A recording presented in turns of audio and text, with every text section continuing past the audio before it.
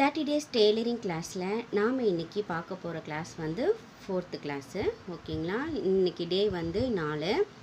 இந்த 4வது கிளாஸில் வந்து என்ன பார்க்க போகிறோன்னா, பெடலிங் எப்படி பண்ணுறது அப்படிங்கிறதுக்காக தான் நம்ம வந்துட்டு பார்க்க போகிறோம். பெடலிங் பண்ணுறது அப்படிங்கிறது வந்து பார்த்திங்கன்னா, நம்மளுடைய காலுக்கு வந்து ஒரு அந்த நம்ம ஓட்டிகிட்டே இருந்தோம், தையல் வந்து போட்டுகிட்டே இருந்தோம் அப்படின்னா நமக்கு வந்து பெயினாக இருக்கும். அந்த ப்ராக்டிஸ் நமக்கு வரணும். இன்னொன்று வந்து ரிவர்ஸில் போகாமல் இருக்கணும், பேலன்ஸ் வந்து ரிவர்ஸில் போகாமல் இருக்கிறதுக்காக தான் இந்த பெடலிங் ப்ராக்டிஸ் வந்து நம்ம கொடுக்குறோம். இது முழுக்க வந்து பிகினர்ஸுக்கான கிளாஸு. நீங்கள் வந்து எங்களுக்கு நல்லா தைக்க தெரியும், நாங்கள் நல்லா வந்துட்டு ப்ளவுஸ் எல்லாம் வந்துட்டு நாங்கள் கற்றுக்கணும் அப்படின்னு சொன்னிங்கன்னா, இந்த வீடியோவில் டிஸ்கிரிப்ஷன் பாக்ஸில் வந்துட்டு உங்களுக்கு வாட்ஸ்அப் லிங்க் கொடுக்குறேன். அது மட்டும் இல்லாமல் மேலே வந்துட்டு வாட்ஸ்அப் நம்பர் தரேன். அதில் நீங்கள் வந்து என்கொயரி பண்ணி கேட்டுக்கலாம். நீங்கள் வந்து ஆன்லைனில் வந்து எப்படி கற்றுக்கிறது, நம்ம பாடி மெஷர்மெண்ட்டை எடுத்து எப்படி வந்துட்டு கட்டிங் போட்டு ஸ்டிச்சிங் பண்ணுற மெத்தட்ஸ்லாம் வந்து கற்றுக்கிறது அப்படிங்கிறதுக்கு நீங்கள் வந்து தெரிஞ்சுக்கலாம். இதெல்லாம் நம்ம பெடலிங் போகிறது பார்க்குறதுக்கு முன்னாடி இந்த சேனலுக்கு இப்போ தான் நீங்கள் புதுசாக வந்திருக்கீங்க அப்படின்னா சேனலை மறக்காமல் சப்ஸ்கிரைப் பண்ணிவிட்டு பக்கத்தில் இருக்கிற பெல் ஐக்கானை கிளிக் பண்ணிக்கோங்க. அப்போ தான் நான் போகிற வீடியோட நோட்டிஃபிகேஷன் உங்களுக்கு வரும். ரெகுலராக வந்து இந்த 30 டேஸுமே வந்துட்டு நமக்கு கிளாஸ் வந்து போயிட்டுருக்கும்.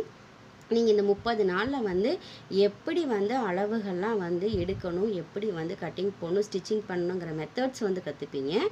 இதுக்கு மேலே வந்து நான் என்னோடய அளவுக்கு நான் வந்து தைக்கணும் அப்படின்னா நான் சொன்ன மாதிரி வாட்ஸ்அப் வந்துட்டு நம்பரும் கொடுக்குறேன், லிங்க்கும் கொடுக்குறேன். ஜாயின் பண்ணி நீங்கள் கிளாஸ் டீட்டெயில்ஸ் எவ்வளோ பேமெண்ட் அப்படிங்கிறத வந்து நீங்கள் கேட்டு தெரிஞ்சுக்கலாம். அது மட்டும் இல்லை, நீங்கள் கிளாஸில் வந்துட்டு எந்த அளவுக்கு நீங்கள் வீடியோஸை லைக் அண்ட் சப்ஸ்கிரைப் பண்ணிவிட்டு கமெண்ட் பண்ணுறீங்களோ அந்த அளவுக்கு வந்து வீடியோஸ் வந்து சஜஷன் நிறையா போகும்.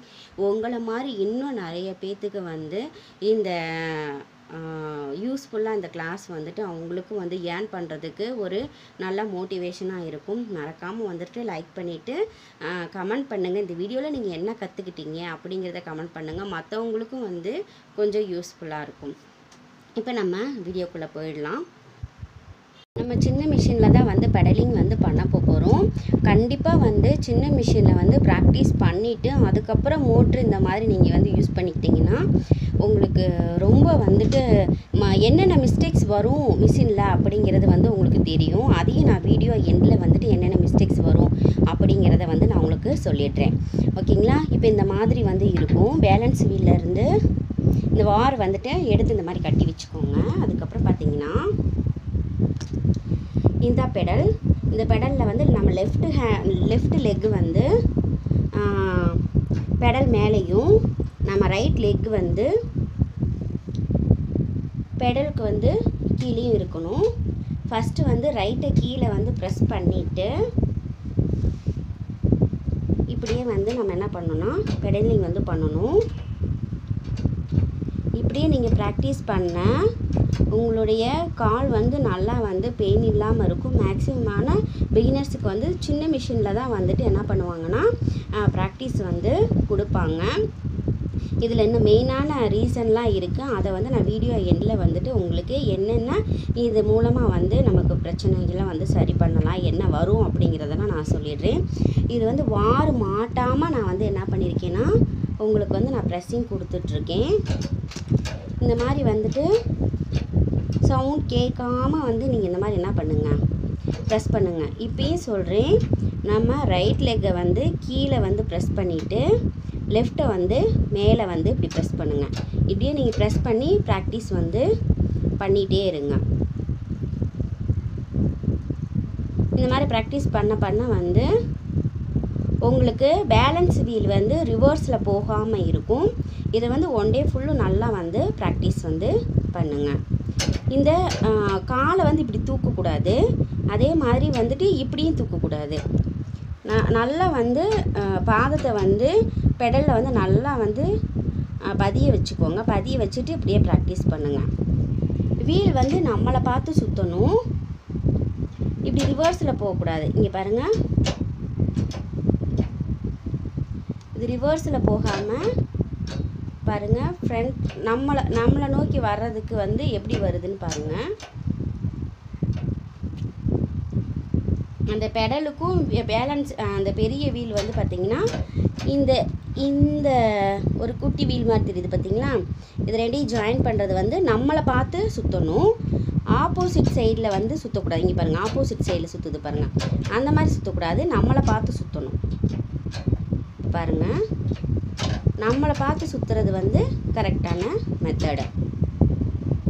ஏன் வந்து பெடலிங் வந்து ப்ராக்டிஸ் பண்ணுறோம் அப்படிங்கிறதுக்கான ரீசனும், என்ன பிரச்சனை வரும் அப்படிங்கிறதுக்கான ரீசனையும் வந்து சொல்லிடுறேன்.